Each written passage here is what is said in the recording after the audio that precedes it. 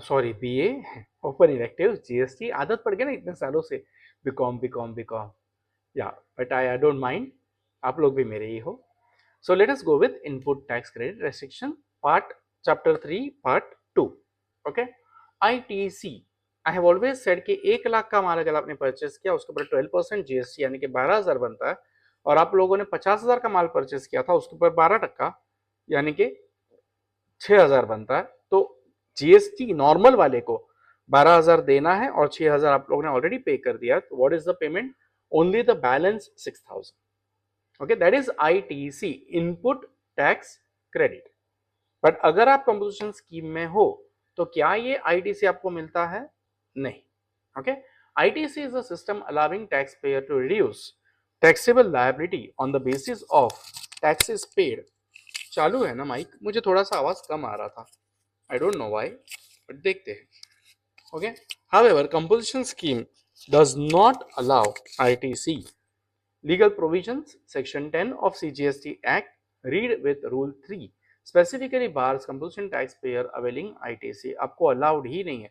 अगर गलती से ITC का बेनिफिट लिया, डायरेक्टली फेंके जाओगे नॉर्मल स्कीम में. Okay, partial implication, impact area, outcome क्या है? Procurement, purchase, that is purchase cost increases as input tax is not recoverable.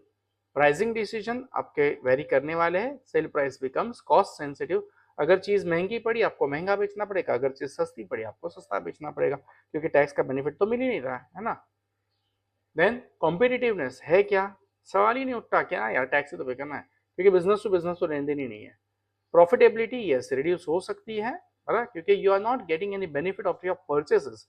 There is a chance that even though you are paying 1% tax on your output, बराबर है, input पे आपने 12% tax पे कर दिया है ना ऑलरेडी, चांस है कि अननेसेसरी आप लॉस भुगत रहे हो. Therefore, the compensation scheme is more suitable for B2C business than for supply chain, highly depend on credit flows.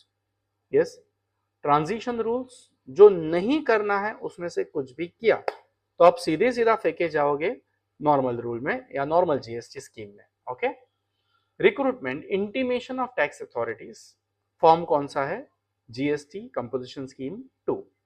Okay, अगर कंपोजिशन स्कीम में जाना है तो reversal of ITC, GST ITC 3.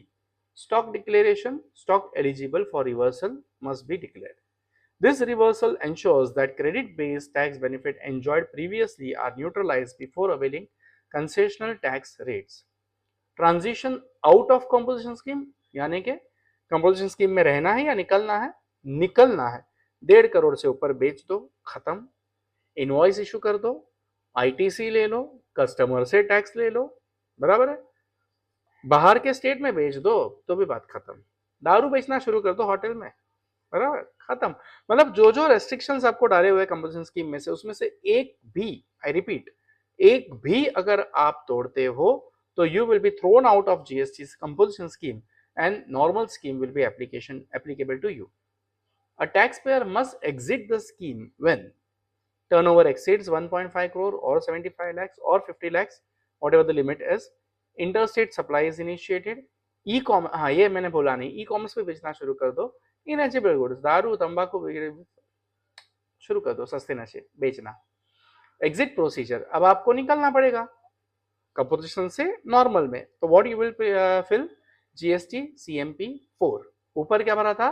CMP 2, right. Composition scheme में जाने के लिए, composition scheme से निकलने के लिए 4. Okay, declaration of stock and ITC, GST ITC 1.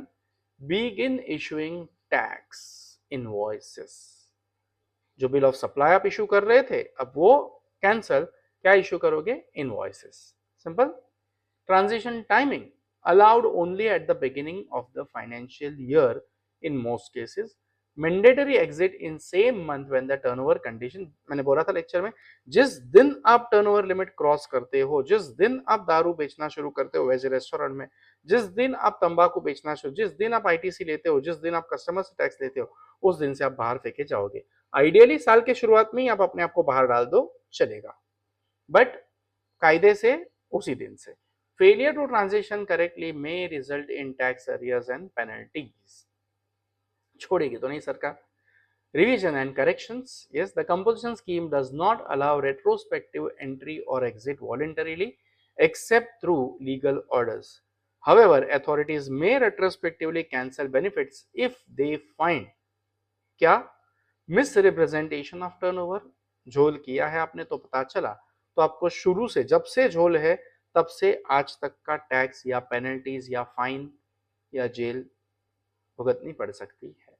Undisclosed interstate supply, unauthorized tax collection from the customers. This reinforces adherence to the transparency principle. Okay? Academic case illustration आप लोग के लिए थोड़ा सा एग्जाम्पल दे दिया है। A retail grocery shop with annual turnover 68 lakhs opt for composition scheme. होगा क्या? होगा 68 lakhs ये, बराबर है। फिर क्या है? रिटेल ग्रोसरी शॉप है तो कौन सा इंटरस्टेट करने वाला है? मुश्किल है, करेगा? Must issue bill of supply, cannot sell goods to Amazon and Flipkart, no ITC on packing material, must maintain stock register and must file CMP 8 quarterly and GSTR 4 annually. This example illustrates operational limits and compliances or responsibilities. तो इससे हमें क्या पता चलता है? हर GST composition scheme वाले को documents record करने हैं और स्ट्रिक्टली अपने टर्नओवर पे ध्यान रखना है और सारी चीज़ों का रिकॉर्ड एक जगह पे रखना है या मल्टीपल जगह पे जो जो रजिस्टर्ड है वो।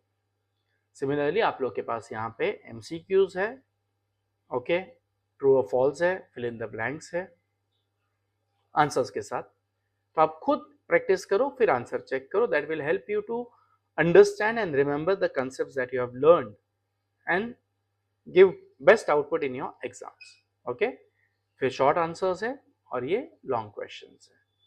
डन। आगे बढ़ेंगे हम चैप्टर नंबर 4 के बाद नेक्स्ट वीडियो में।